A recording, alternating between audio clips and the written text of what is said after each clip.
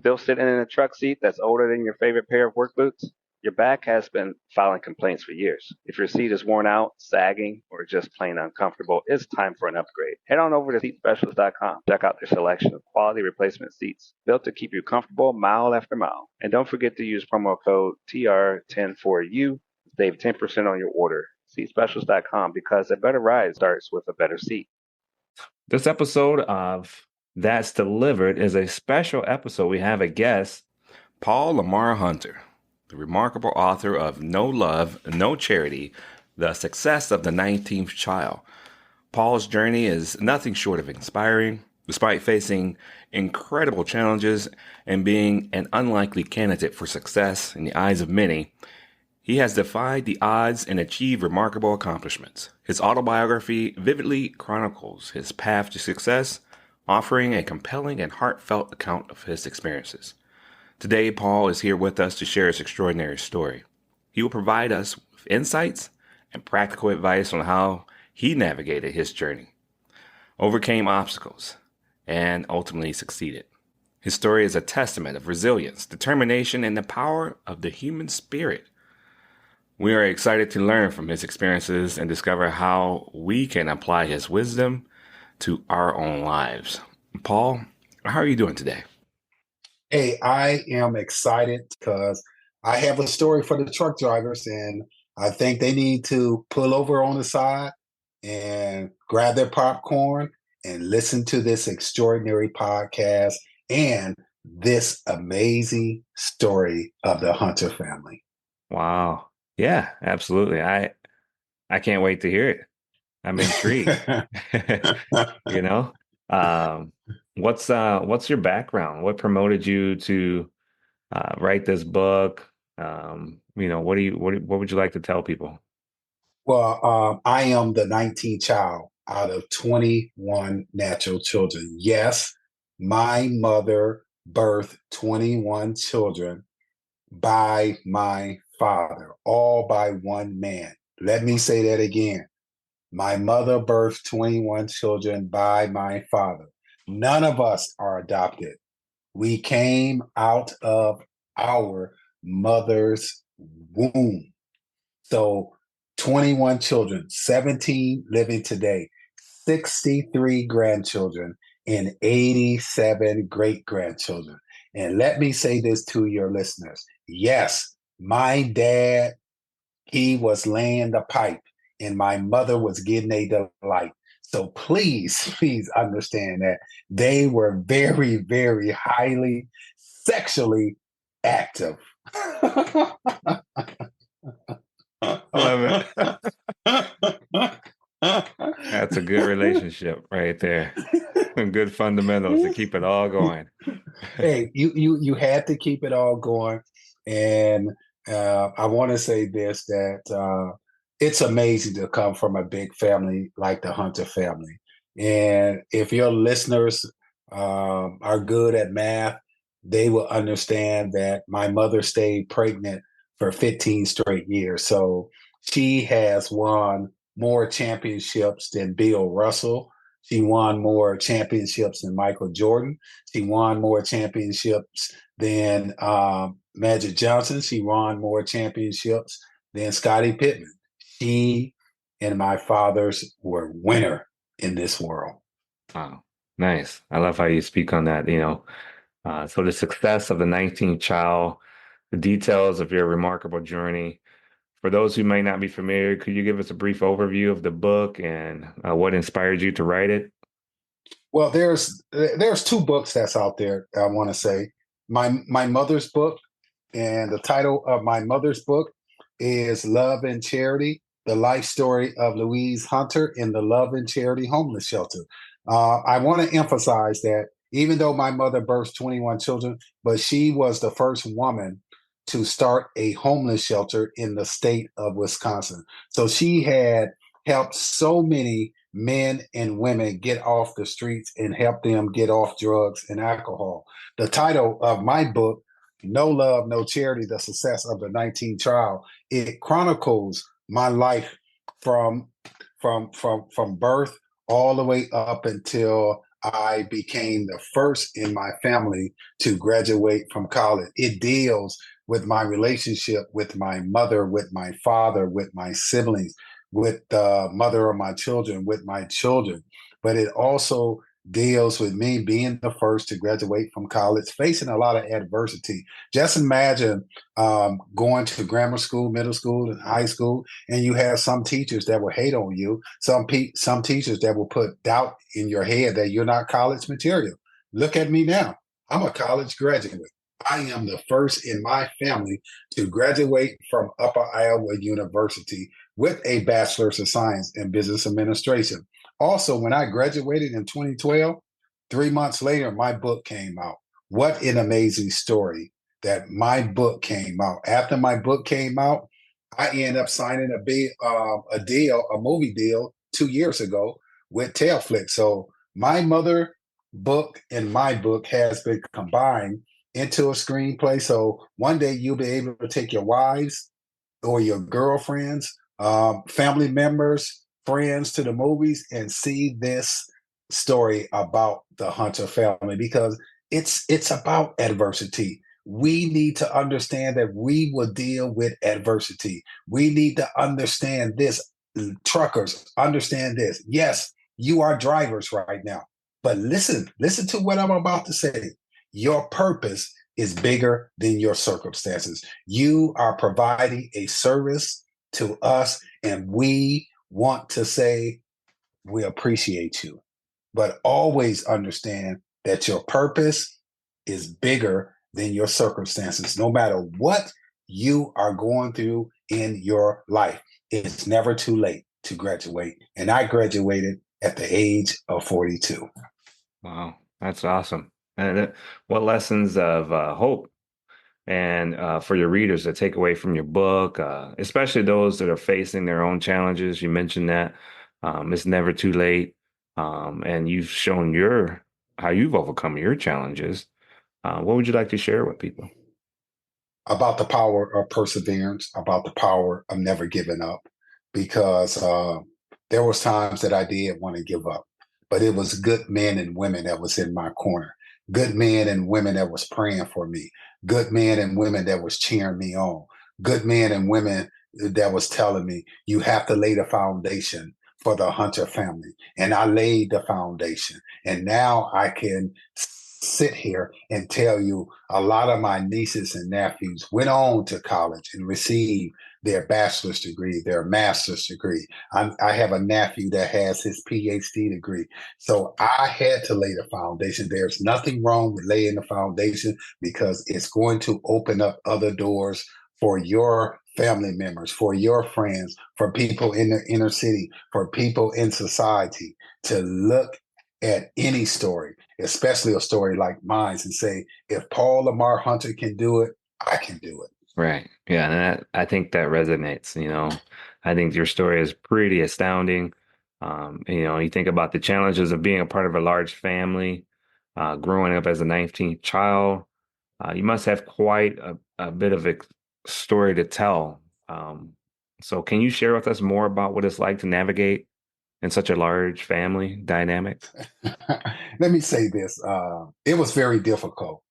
When a mother gives 21, has birth 21 children, it's very difficult to navigate because all of my brothers and sisters, we were, pulling at the coattail for mom attention, for dad attention, but mom and dad had to work. So my older siblings became like a substitute mom or a substitute dad for me because I'm the 19th child, so I'm the baby boy, and so we were able to lean on each other when we were down and out. We lean on each other, and so I know truckers. I know you guys got to drive 11 and a half hours, and I know sometimes you get bored. But hey, I tell you what, if you listen to this podcast is going to encourage you. It's going to build you up. It's going to fire you up to be more determined, to be more focused, to have that vision. And it's going to make you a better man, a better woman, a better person in life. I know that sometimes you wish you can be home at night with your loved ones. But hey, you got to provide for your family. My father worked 2 jobs, Mm. 2 jobs. My mother worked a part-time job. They did what they had to do to provide for the family. And that's what you truckers are doing right now. You are providing for your family. Keep your head up, stay strong, because you know what? One day you're going to get that breakthrough.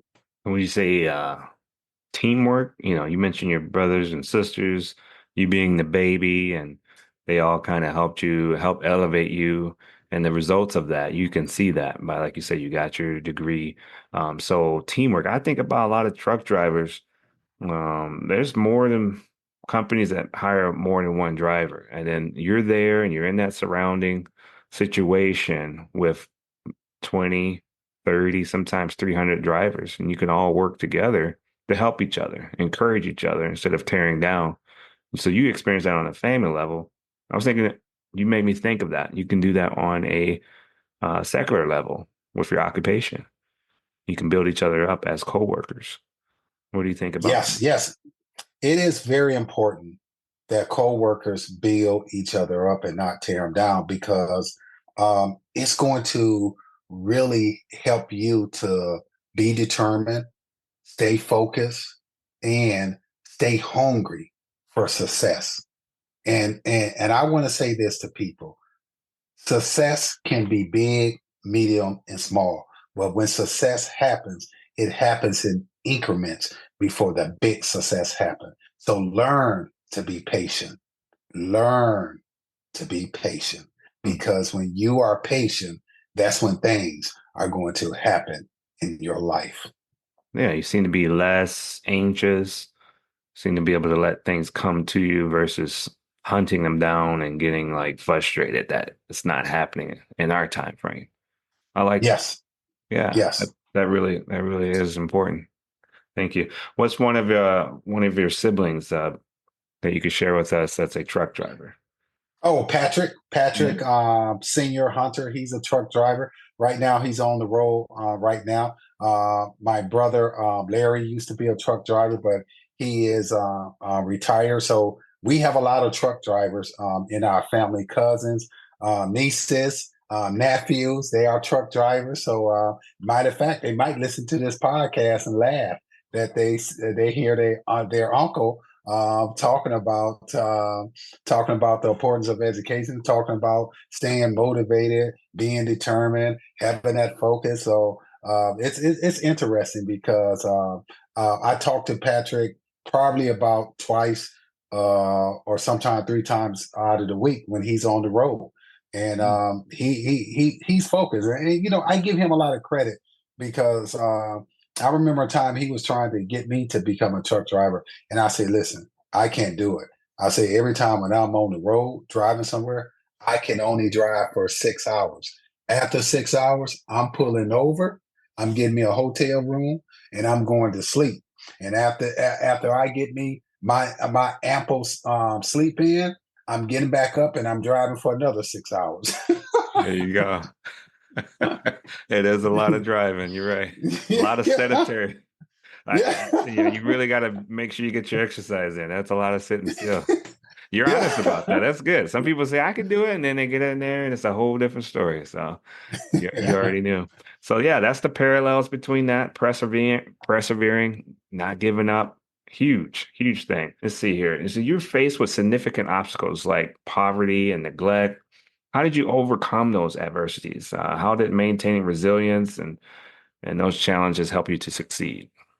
Those challenges right there taught me about myself, how I can experience difficulty and become the man that I am today, to have character, to have integrity, that that loves the Lord, that want to help men and women succeed in life.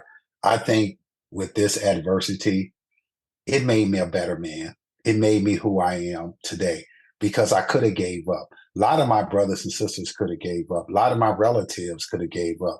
So what that we face adversity? Does adversity stop us from succeeding in life? No.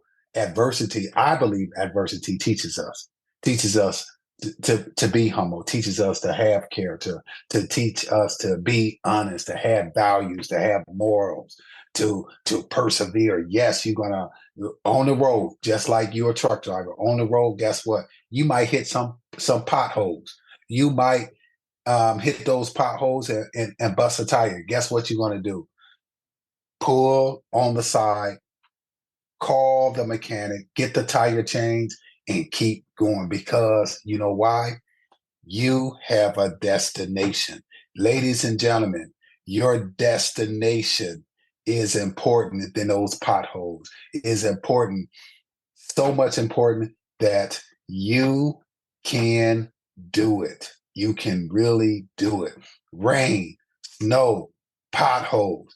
You got to get to your destination no matter what. Shake it off, keep going. Like it. Man, that's a good illustration. Potholes. Yeah. Man, they don't quit. Yeah, you're right. You got to keep going. You can't just sit there and lay on and say, that's another pothole. I'm done. You got to keep going. That's really good. I like that. So for individuals in demanding professions like trucking, there's so many others. What strategies do you recommend in staying resilient in the face of adversity? What strategies, tools do you use, you pull from? I think reading books about perseverance really helped me out. Reading books about determination, reading books about fortitude, reading books about vision really helped me out because, we are in a fight. We really are in a fight, and it requires determination. Requires fortitude. It requires vision. It requires us to have patience because if we don't, we will fall apart. We will literally fall apart. Yeah, yeah, a lot of people are dealing with that. I mean, your words right behind you there says a lot, and I can go anywhere with a good book. I saw that earlier. Yeah, really nice. Yeah, so you're embodying that. You're showing people it's possible. Man, thank you so much. Um, little motivation and advice during these tough moments, like a lot of people got through COVID, 2020. I mean, that's still probably affecting a lot of people. What kept you focused on your goals that, I know faith, resilience, perseverance, things like that. Can you recall a pivotal moment when you felt renewed and a sense of determination and hope? I tell you what, a pivotal moment happened. It COVID took out my sister, my baby sister, and that year, my mother passed away 4 years ago. So it was very, very hard on my siblings and also on me. And because at that time I was in training for supply chain management and purchasing management. And um, I had to really, really get some counseling, get some help from some friends. And the critical point was that listening to Tony Robbins, and he was talking about that when you are going through adversity and struggling and with family members passing away, he said that you have to take a step back, you have to breathe, you have to exhale. And he was talking about the power of prayer and the power of staying focused because your mother, your sister, if they were alive, they would want you to go forward and not be stuck because of what had happened in their life where they passed away. They would want you to move forward and not get stuck because sometimes when death does happen in a family, people really fall apart and some people just don't recover. So I was able to mourn, and I was able to get back focused, get back re-energized, because his words helped me out in a tremendous way. And I was able to accelerate and complete the courses and look for bigger and better things in life. I have my moments at times, but I have to move forward in life. And I hope one day that I will see my mother and my sister as well. Wow. Great. You got someone that inspires you. They say leaders should have leaders. Um, Yes. yeah, so wow, what a good example of that. You had more than a pothole there. I'm sorry for your loss. It's all. Your example will always be applicable in this day and time. So I hope that people hear that and know that they're not alone. So that's really good. Yes. So for truckers who spend long times on the road, away from their family, they can use that information. What advice would you give to maintain emotionally well and stay connected? Um, phone calls, we got a lot of technology, but what's your go-to for staying connected? I think my go-to is I have some great men and women in my life that I can pick up the phone and call anytime. And I know truckers sometimes they get lonely. There's nothing wrong with talking to a psychologist, talking to a therapist. If you need the help, hey, call somebody, because I know it gets lonely out there driving those trucks. But hey, uh, your mental capacity means a lot to me. So please do not hesitate to call your loved ones and then just so we can vent and cry and so we can get it out our chest and move forward. And so that's the best advice that I can give truck driver is to see a psychologist, see a therapist, see a clergyman, see some counselors, because it's going to help you renew your mind. Nice. Taking care of your mind is important. That kind of leads into the next part is education. It played a critical role in changing your life trajectory. How did you go about earning a degree and it impacting your life journey? What can you share with us about that journey? I tell you what, it was a tough journey, but on the journey, I had a good understanding that I needed to stop and talk to people, have conversation with people, and not overlook people. And I appreciate the conversations that I had with them. I appreciate the encouragement that they gave me. I appreciate the hellos. I'm pulling for you. I'm praying for you. Is this was my journey, and so I understood that it wasn't about the destination; it was about the journey. It really was about the journey. Who I'm going to stop and say hello to? Who am I going to engage in a conversation? And so I learned to never overlook people while I am alive and while I am on this journey called life. How nice. Because you never know who you're going to you never Right. know that person on that journey might come back and assist you. You're right. I think about these truck stops we go to, and you never know who's there, that's our opportunity where we could let our beacon shine. And you may be tired, but it's not definitely not a time to get into conflict with others. You can actually help shed some light to some people's life, what they may not be a while for to see somebody else. So be that better person. That's awesome. Yeah, and you did that along your way. You didn't just focus on the end.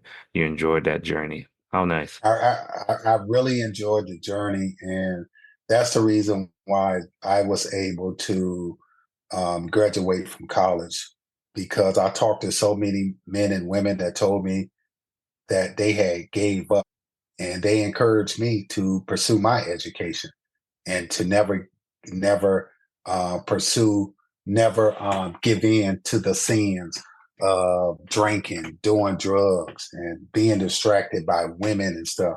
And so, it's amazing that I broke so many generational curses by becoming the first in my family to graduate from college, Upper Iowa University, with a Bachelor's of Science in Business Administration. So I appreciate the people that was on this journey with me that I came across. We were just crossing paths, and some of those people I still talk to today, and they call me. Sometime I call them because I'm humble. I'm humble of the conversations that we had.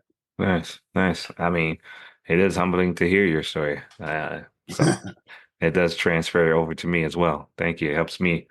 And I hope our listeners are getting that too. So a father of four, is that right? I am a father of four. I have a Nice. 30-year-old daughter, Jana, 27-year-old daughter, Victoria, 25-year-old son, Isaiah, 18-year-old son, Julian, and I have my granddaughter, Chloe, 5 years old.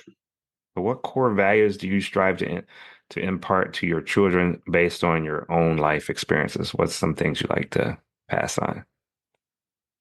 Honesty, morals, character, love, um, joy, uh, patience, vision, um, a go-to attitude, um, being a quick learner, um, um, having an attitude of never giving up, having the spirit of perseverance, having the spirit of I am a winner, and having that spirit I can I can do all things through Christ who strengthens me. In having a spirit of positivity and having that spirit of waking up in the morning saying that this is the day that the Lord has made and I will rejoice. Having that vision of seeing yourself accomplishing anything that you put your mind to Right. and um, having a spirit of just having a great relationship with God and also with your family as well. Nice. A lot of people get too busy and they forget about those things we're kind of made that way. So very nice. A lot of people say, hey, um, does he even know I exist? So that's something that you have to Hmm. keep on a journey and really understand what's going on there. So you instill those values in your kids. That's great. Man, how nice. No, don't forget that. That goes out to our listeners. So what role does having personal habits and routines play in achieving long-term success and fulfillment? What role? Oh, when you have goals and when you have habits, man, it plays a significant role because you're not distracted. You don't want to go out and party because you have your goals. You don't want to break a habit to go and play basketball when you know that you have to do homework or study, and those good habits of getting up in the morning. All right, I got to study. Those good habits of I got to read this chapter. Those good habits of going to study group on a Tuesday or a Saturday or a Sunday. Those habits of I'm turning off the TV so I can focus on my education. You have to have goals and you have to have good habits Nice. because that's how you become successful in life. And I'm going to tell you another thing you need. You Let's hear need it. discipline. You This need discipline. And discipline is doing the things that you hate to do, but you have to do have you been seeing it. that slip off? That people don't have as much discipline like they used to? Well, What's your and observation, I guess? my observation is this, that a lot of people don't have discipline. And we need to get back to the basic fundamentals and say, hey, this is how you become successful in life. You need discipline. Why You is that? cannot be going Why do because you think it's not that many people have it? What's your take? Why do you think people don't have it? I think they too focus on social media and what's going on in our society, which is irrelevant. You know, a lot of stuff that's going on in society, especially on social media, is irrelevant. And so they focus on the soap operas, they focus on the celebrities. And I tell people all the time, those people have their millions of dollars. They're not even thinking about you. You know, they just have their money, you know, Yep. and Yep. they enjoying their life. And this is and when you listen, when you talk to a lot of celebrities and you talk to a lot of millionaires, they'll tell you what set them apart from other people, and that was discipline. They had discipline while other people didn't have discipline. While people was out partying, they was in the books studying. So that's the difference is discipline. Wow. I And hope that if sets you in for a lot of people. Yeah. yeah, if you gain discipline and you make it a habit in your life, uh, you can become great. Look at Mike Tyson, one of the greatest of all time. Look at, you know, one of the greatest. Look at Michael Jordan, one of the greatest of all time. You know, Magic Johnson. That all of that requires discipline. Kobe Bryant, discipline. If you want it, it's going to require you to have discipline. Yeah. Determination to keep pushing, Hmm. even though, you know, you got something, it may not be the greatest, but yet you don't give up on yourself and it becomes something great. You may not see it in that current moment, but look, give it some time, let it grow. Hmm. Yep. Yes. Yeah. So you don't have to have a scenario like I'm a great basketball player or a great musician. Just be great at what you do, what's given to you. And I like to say that's even trucking. Sometimes people get frustrated and they want to do something else. You know, they got something already in their hands. Well, just be great at that. Be a safe driver. Don't go out there taking risks, you know, or even use your time wisely, like you said. You can still get your degree. You can move on to something else. If that's your goal, stick with it. I like it. Yep. I really like your story, and I think it can help a lot of people. So, in closing, with their community, giving the thoughts to that, the role that you have in supporting people. I mean, your book, your mom's story and her book, it can reach so many people. How are these factors influence your journey to help other people? I mean, what does that do for you? But it does a lot for me. You have to understand that I came from poverty. So I have a heart of giving. I have a heart of sharing. So when someone gave to us when we didn't have nothing, it cultivated uh, attitude of wanting to become successful, put myself in a position to help other people because somebody had helped us. Somebody helped the Hunter family. My mother was pregnant with the 14th child, and my mother tell this story all the time. And the sheriff department came to the house, knocked on the door, told my mom and dad they have 72 hours to vacate because there was too many people living in a two-bedroom house.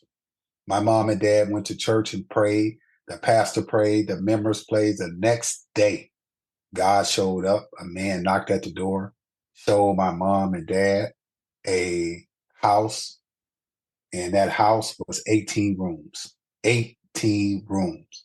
And he charged my mom and dad $1 if they wanted this house. My mom and dad didn't get paid until Friday.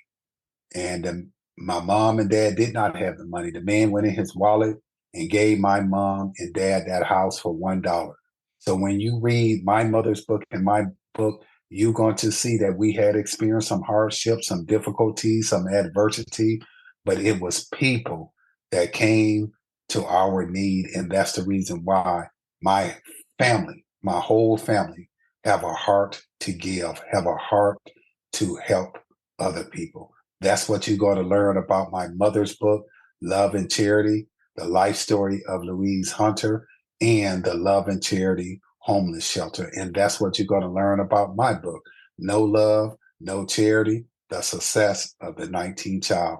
My success was directed by my mother because I came out of her womb. So I share my success with your listeners. I share my success with people in the inner city. And all I want to do is help somebody. I want to build them up. I do not want to tear them down. I want to build them up and let them know that it's never too late to graduate. Wow. Keep elevating people. That's Mhm. awesome. And your books do just that. You whet their appetite. They can dig into that book and learn more about those struggles and how it refined you and your family. And how giving, being the individuals on the other side, being able to help people, for Yep. those that need it. I mean, they can be that source versus something negative. So how nice. What a positive message. Thank you, Paul. Um, Man, it's truly inspiring hearing your story.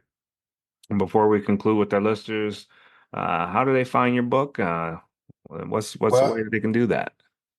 Well, they can go to Amazon.com to purchase my book and to purchase my mother's book. Also, they can go to Barnes and Noble website to get the book. It's an amazing book. You can go to any bookstore to pick up my mother's book, Love and Charity, The Life Story of Louise Hunter and the Love and Charity Homeless Shelter. Also, you can pick up my book anywhere. No Love, No Charity, The Success of the 19th Child. If you want to get in contact with me, you can get in contact with me. Go to my website, paullamarhunter.com, paullamarhunter.com. I am available for speaking engagements, and I'm also on social media outlets under the name Paul Lamar Hunter. Paul Lamar Hunter.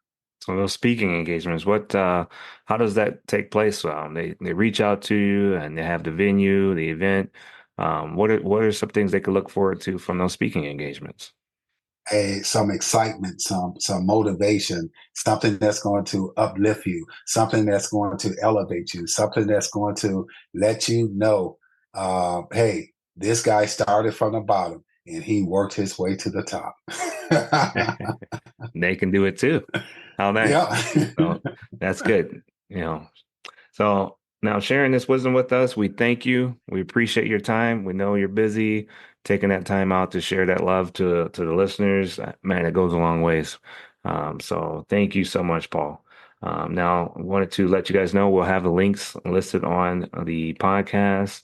Also, we'll try to get this out for our listeners. So be sure to like and subscribe. If you need more information, you like what you hear, you like what you see. So until next time, this is your go-to guy, Ray, and that's delivered. And I'm going to let everybody know to keep on trucking, keep on pushing, and elevate, to show each other that, hey, it's not too late. Paul can do it, and so can you. All right, Paul. Thank you so much. Hey, thank you. Bye-bye. All right, take care.